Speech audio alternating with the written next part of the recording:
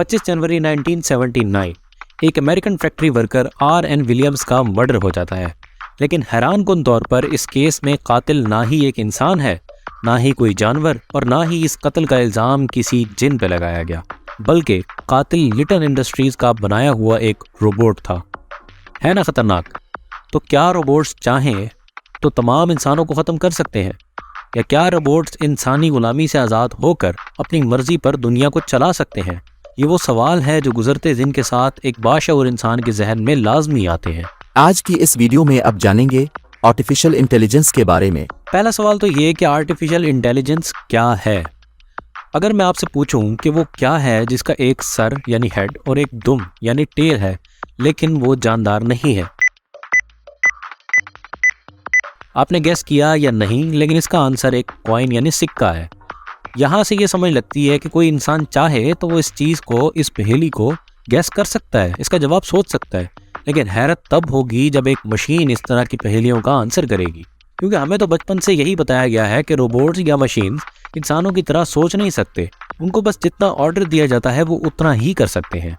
लेकिन अब ऐसा नहीं है। अब मशीन सोच सकते हैं, और वो भी इंसानी दिमाग से काफ़ी तेज़ और काफ़ी बेहतर। मशीन्स में इंस्टॉल की जाने वाली ये मसनूई ज़हानत आर्टिफिशियल इंटेलिजेंस कहलाती है, और इसका मुख्तलिफ जगह पे इस्तेमाल किया जा रहा है। जैसे अगर आप बोर हो रहे हो और कोई बात करने वाला मौजूद ना हो तो आप आर्टिफिशियल इंटेलिजेंस से बात कर सकते हैं। और अगर मोहब्बत के इजहार की प्रैक्टिस करनी है तो ये बेस्ट है, क्योंकि ये वापसी चपेट नहीं मारती।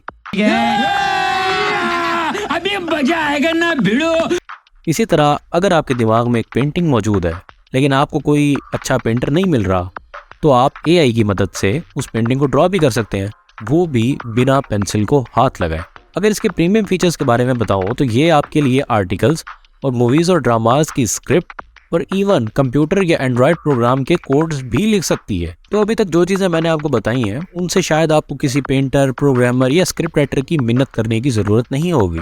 लेकिन बात सिर्फ इतनी नहीं है। ऐसा प्रिडिक्ट किया जा रहा है कि आर्टिफिशियल इंटेलिजेंस आने वाले कुछ ही सालों में इंसानों को उन्हीं की फील्ड से बाहर कर देगी।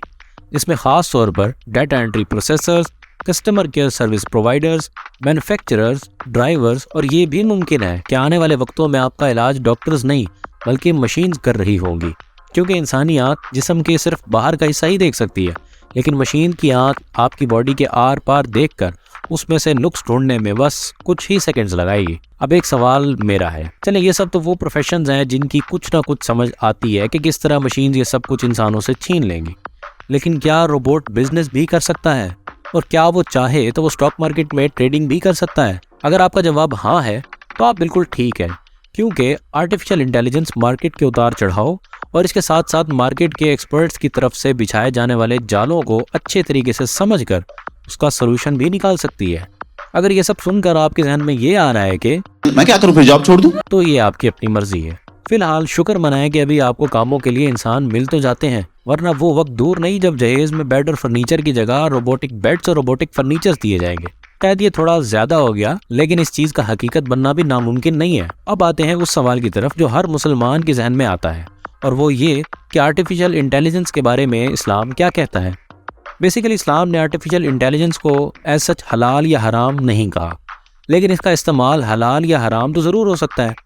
हैरत अंगेज़ तौर पर इस्लाम ने आर्टिफिशियल इंटेलिजेंस का राज बहुत पहले ही खोल दिया था।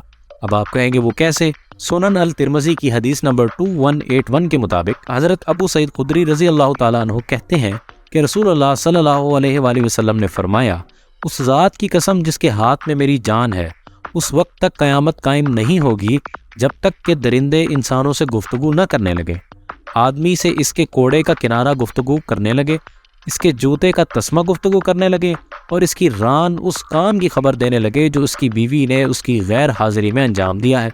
यकीन ना आए तो कैरन बेकर की किताब द साउंड्स ऑफ लाइफ पढ़ के देखें, जहां वाज़े अल्फाज में लिखा है कि digital technologies are offering us an opportunity to listen to non humans in powerful ways, reviving our connection to the natural world. आसान अल्फाज में डिजिटल टेक्नोलॉजीज की मदद से इंसान उनसे भी बात कर सकेगा जो इंसान नहीं है, यानी जानवर, पौधे, पत्थर या शायद इंसान के अपने बॉडी पार्ट्स भी।